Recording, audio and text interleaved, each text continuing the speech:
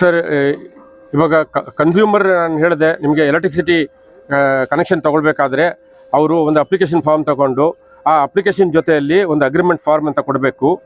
ಹೊಸ ಕನೆಕ್ಷನ್ ಆದರೆ agreement form ಕೊಡಬೇಕು. ಎಕ್ಸಿಸ್ಟಿಂಗ್ ಕನೆಕ್ಷನ್ ಇದ್ದರೆ ಅದ್ರ ಜೊತೆಯಲ್ಲಿ ಅಗ್ರಿಮೆಂಟ್ ಫಾರ್ಮ್ ಜೊತೆಯಲ್ಲಿ ಇಂಡೆಮಿನಿಟಿ ಬಾಂಡು ಇರುತ್ತೆ. ಈ ಇಂಡೆಮಿನಿಟಿ ಬಾಂಡ್ ಅಗ್ರಿಮೆಂಟ್ ಫಾರ್ಮ್ ಎರಡೂ ಕೂಡ 200 ರೂಪೀಸ್ ಸ್ಟಾಂಪ್ ವ್ಯಾಲ್ಯೂ. ಇದು ಈ 200 ರೂಪೀಸ್ ಸ್ಟಾಂಪ್ ನೀವು ತಹಸೀಲ್ದಾರ್ ಆಫೀಸ್ಗೆ ಹೋಗಿ ಇಲ್ಲ ಸಬ್ ರಿಜಿಸ್ಟ್ರಾರ್ ಆಫೀಸ್ಗೆ ಹೋಗಿ 200 ರೂಪೀಸ್ ಕೊಟ್ಟರೆ ಅವರು ಸ್ಟಾಂಪ್ ಹಾಕಿ ಕೊಡ್ತಾರೆ.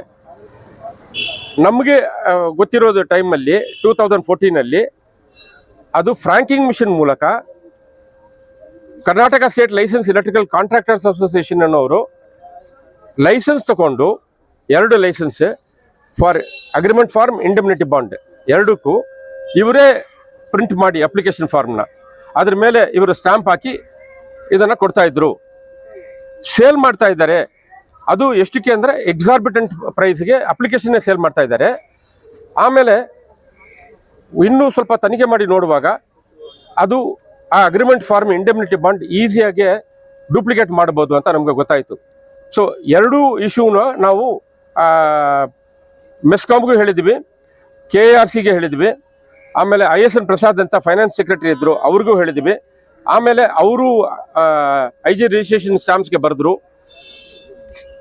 ಇವಾಗ ನಮಗೆ ನಾವು ಕ್ಲಿಯರ್ ಆಗಿ ಅದರಲ್ಲಿ ಹೇಳಿದ್ವಿ ಇವ್ರದ್ದು ವೈಲೇಷನ್ಸ್ ಏನು ಸ್ಟಾಂಪ್ ಆ್ಯಕ್ಟಲ್ಲಿ ಏನೇನು ಮಾಡಿದ್ದಾರೆ. ಇವರು Karnataka state license electrical contractors association ಅಂತ ಅವರು ಈ ಅಪ್ಲಿಕೇಶನ್ ಫಾರ್ಮ್ಗೂ ಪ್ರಿಂಟ್ ಮಾಡಿ ಸೇಲ್ ಮಾಡೋಕ್ಕಾಗತ್ತಾ, ಯಾರು ಪರ್ಮಿಷನ್ ಕೊಟ್ಟಿದ್ದು, ಯಾರು ಪರ್ಮಿಷನ್ ಕೊಟ್ಟಿಲ್ಲ ಅಂತ ಗೊತ್ತಾಯಿತು. ಆಮೇಲೆ ನಾವು ಕಂಪ್ಲೇಂಟ್ ಕೊಟ್ವಿ IG ರಿಜಿಸ್ಟ್ರೇಷನ್ ಸ್ಟಾಂಪ್ಸ್ಗೆ. IG ರಿಜಿಸ್ಟ್ರೇಷನ್ ಸ್ಟಾಂಪ್ಸ್ ಆವಾಗ ಅವ್ರಿಗೆ ನೋಟಿಸ್ ಇಶ್ಯೂ ಮಾಡಿ ಅವ್ರ ಹತ್ರ ಎಲ್ಲ ಮಾಹಿತಿ ತಗೊಂಡ್ರು.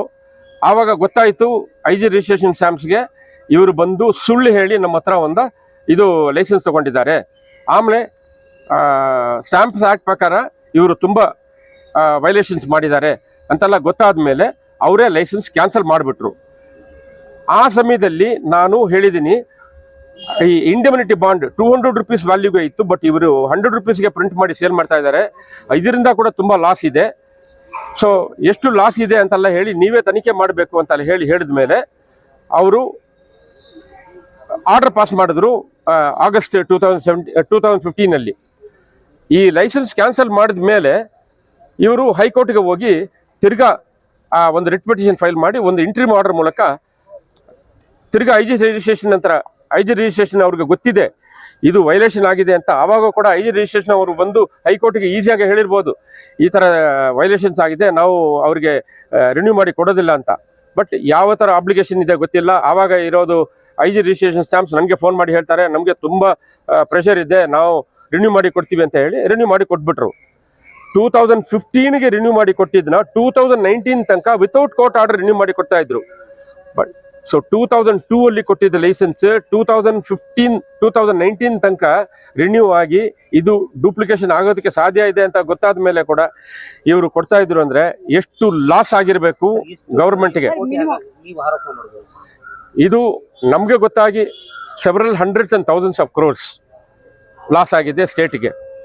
ಇದು 2015 ಇದನ್ನ ಕರೆಕ್ಟ್ ಆಕ್ಷನ್ ತಗೊಂಡಿದ್ರೆ ಆವಾಗ Bellary association Karnataka state license electrical contractors association ಹೇಳಿದ ಪ್ರಕಾರ ಅದು ಟೆಹಲ್ಗಿ ತಮ್ಮವಾಗಿ ಇರ್ಬೋದು. ಇವಾಗ ನಾವು ನೋಡಿದ ಮೇಲೆ ಇದು ಟೆಹಲ್ಗಿ ಅಣ್ಣ ಹೇಳಬಹುದು.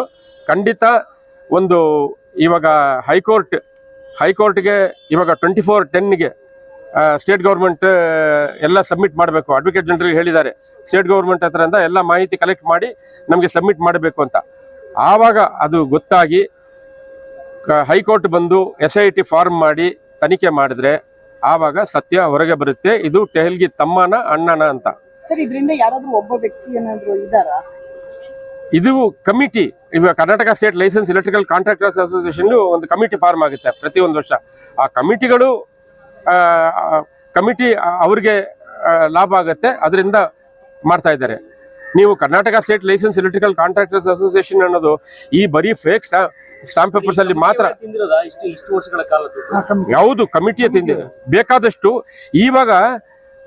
ಇವಾಗ ರೀಸೆಂಟ್ ಆಗಿ 23 ಸೆಪ್ಟೆಂಬರ್ 2022 ಮಂಗಳೂರಲ್ಲಿ ಬಂದು ಈ ಪ್ರೆಸೆಂಟ್ ಪ್ರೆಸಿಡೆಂಟ್ ರಮೇಶ್ ಅಂತ ಅವ್ರು ಬಂದು ಅಲ್ಲಿ Karnataka state license electrical contractors association ಅವರಿಗೆ ಒಂದು ಮೀಟಿಂಗ್ ಮಾಡಿ ತಿಳಿಸುವಾಗ ಅದರಲ್ಲಿ ಹೇಳ್ತಾರೆ 70 ದಿವಸದಲ್ಲಿ 2,35,000 ಕರಾರು ಪತ್ರಗಳು ನಾವು ಪ್ರಿಂಟ್ ಮಾಡಿದೀವಿ ಅಂತ. ಅದರಲ್ಲಿ ಹೇಳ್ತಾ ಇದ್ದಾರೆ ಇದನ್ನ ಯಾರು ಪೊಲಿಟಿಷಿಯನ್ ನಮಗೆ ಬಂದು IG ರಿಜಿಸ್ಟ್ರೇಷನ್ ಹತ್ರ ಮಾತಾಡಿ ಅನುಕೂಲ ಮಾಡಿ ಕೊಟ್ಟರು ಅಂತ ಆ ವಿಡಿಯೋದಲ್ಲಿ ಎಲ್ಲ ಹೇಳ್ತಾ ಇದ್ದಾರೆ. ನನ್ನ ಹತ್ರ ವಿಡಿಯೋ ಇದೆ, ನಾನು ಬೇಕಾದ್ರೆ ನಿಮಗೆ ಕೊಡ್ತೀನಿ ಅದನ್ನ.